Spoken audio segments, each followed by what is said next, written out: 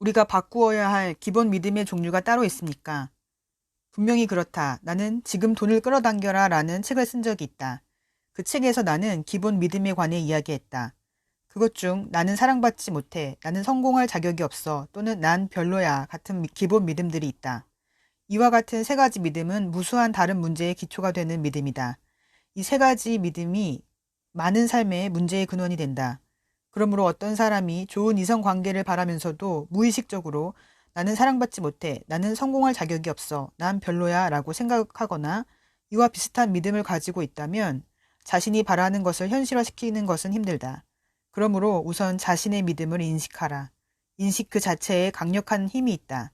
당신이 어떤 믿음을 발견하게 된다면 아, 그게 내 머릿속에서 작동하고 있었네 라고 갑자기 알게 될 것이다. 그 다음에는 자신에게 물어야 한다. 이 믿음을 간직할 것인가 말 것인가. 그때 결단하고 그것을 없애버릴 수 있다. 그리고 그래, 난 괜찮아 라고 말할 수 있다. 그러면 그게 없어진다. 당신은 더 잘할 수 있다. 나의 노숙자 시절, 그 빈곤하던 때에 난 그것을 받아들였다. 나는 화장실에 가서 거울 속의 나를 보면서 자신을 사랑하기 시작했다. 거울을 보면서 나는 말했다. 맞아, 난 괜찮아. 난 내 눈을 사랑해. 그리고 눈을 보면서 거기부터 시작했다. 그리고 나는 나의 다른 것들도 보았다. 사람들은 항상 내게 말하곤 했다. 넌 보조개가 참 멋있어. 그러면 나는 나의 보조개를 보면서 그래 괜찮지 라고 말했다. 이처럼 어딘가부터 시작하라. 내가 연필을 집어들고 감사를 연습할 때 처음에는 연필에 대해 감사를 느끼지 못했고 회의적이었지만 그 과정을 시작하자 연필에 대한 감사가 자라나기 시작했다. 우리는 지금 당신이 전에 그랬건 안 그랬건 관계없이 자신을 사랑하기 시작하려는 것이다. 이건 당장 시작할 수 있다. 그것이 기본적인 믿음이고 이것은 우리가 대답해야 할 훌륭한 질문이다. 어떤 믿음을 이제는 떠나보낼 수 있을 정도로 내가 그것의 의미와 교훈을 안다는 것을 어떻게 확실시할 수 있나요? 좀 어려운 이 질문은 보통 나의 책을 읽어본 사람들이 한다. 돈을 유혹하라 책에서 나는 일단 교훈을 얻고 나면 더는 그 경험을 할 필요가 없다고 말한 적이 있기 때문이다. 이것은 조금 깊은 이야기인데 교훈이란 사실 어떤 경험의 원인이 되는 믿음이라는 것이다. 달리 설명하자면 당신이 어떤 사건의 사후에 부여하는 의미가 사실은 애초에 그 사건이 발생하도록 끌어당겼던 당신의 믿음이라는 것이다. 즉, 무의식적인 믿음이 모습이나 형태 등 모든 면에서 현실을 만들어내고 있으므로 그걸 발견해야 한다는 것이다. 그것을 위한 한 가지 방법은 자신의 믿음에 관해 당신이 어떻게 말하는지에 주의를 기울여 무의식에서 작동하는 핵심적 믿음의 실마리를 알아내고 그 다음에 그것을 떠나보내는 것이다. 당신은 그런 후에야 갖고 싶고 하고 싶고 되고 싶은 것을 끌어당겨서 성취할 수 있는 자유를 얻게 된다. 그러므로 이제부터 당신은 자신의 말에 주의를 기울여야 할 것이다. 그를 위한 좋은 방법의 하나는 누군가와 점심을 먹으며 예를 들어서 자신이 돈을 벌지 못했던 경험을 이야기하는 것을 상상해 보는 것이다. 상상 속에서 자신이 그것을 어떻게 설명하는지를 주목하라. 당신은 이렇게 말할 수도 있을 것이다. 어허 참, 난 아직 내 일에서 돈이 충분히 벌리지 않아. 죽자사자 열심히 일하는데도 돈이 안 벌린단 말이야. 뭔가에 막혀 있는 것 같아서 잘 될 것 같지도 않아. 거기서 멈추라. 뭔가에 막혀 있는 것 같아서 잘 될 것 같지 않다는 믿음이다. 당신은 자기 이야기의 요약으로 이 말을 했겠지만 여기서 자신도 모르고 있던 실질적 믿음을 드러내 보인 것이다. 우리가 앞으로 이 책과 함께 보낼 시간은 깨어남에 대한 것이다. 자신이 말하는 방법과 생각하는 방식에 더 주의를 집중할수록 더욱 자신의 핵심 믿음이 풀어져 나올 것이며 거기서 교훈을 얻게 될 것이다. 당신이 그 믿음들이 무엇인지 알게 되면 기본적으로 교훈을 얻은 것이고 그런 믿음들은 당신을 떠나게 된다. 언제 그런 믿음들이 영원히 떠났다는 것을 알 수 있을까? 그런 경험이 다시 반복되지 않을 때다. 부족함, 문제, 한계, 결핍 등 이런 것이 더는 일어나지 않게 된다. 그것은 이제 끝났다. 그 시절은 갔다. 사실 당신은 그것을 기억하기도 힘들 것이다. 믿음에 관한 부분이 완전해질 때, 그때에야 당신은 자유로워진다. 당신은 교훈을 얻은 것이다.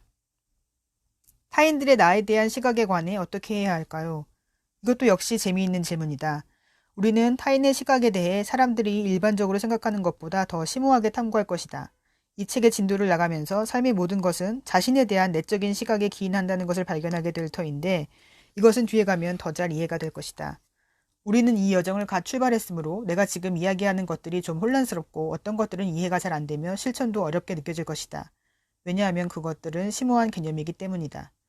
이것들은 나의 노숙자 시절, 빈곤한 시절, 성공을 위해 힘겨워하던 때, 그리고 내가 이해할 수 없을 정도의 성공을 얻은 오늘날에 이르기까지 그 모든 과정에서 내가 발견한 것이다. 내가 알게 된 모든 것, 했던 모든 일, 공부한 그 모든 자료, 그 모든 훈련, 나의 모든 명상, 그리고 내 삶에서의 깨달음들은 나를 이 세상이 일반적으로는 이해할 수 없는 원리로 작동한다는 결론으로 인도했다. 그 원리 중 하나가 삶은 당신이 믿는 것을 반영하는 거울이라는 것이다. 다른 사람들에 대해 생각해보자. 당신이 삶에서 당신에 대해 험담을 하거나 당신에게 부정적이거나 비판적인 사람들이 있다면 그들에게 문제가 있는 것이 아니다. 그들은 당신이 무의식적으로 믿고 있는 것을 실제로 보여주고 있을 뿐이다. 이것은 사실 엄청난 말인데 지금 나는 최대한 부드럽게 표현하는 중이다. 이것은 큰 깨어남의 순간이다. 당신이 모든 면에서 그 모든 것에 대한 책임이 있다는 것을 깨달을 때 기적 중 일부는 지금 당장 일어날 수 있다. 그렇다 해서 당신에게 죄가 있거나 나쁜 사람이라거나 아직 철이 안 들었다거나 그런 의미가 아니다. 이것은 절대 부정적인 의미가 아니다. 깨어난다는 것은 당신이 모든 것에 대해 책임이 있다는 것을 깨닫는 것이다.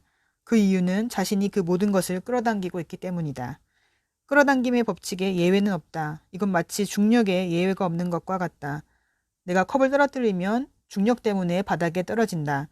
내가 만약 우리가 배운 대로 모든 것을 하면 끌어당김의 법칙은 우리가 무의식 속에서 믿는 곳으로 우리를 데려갈 것이다.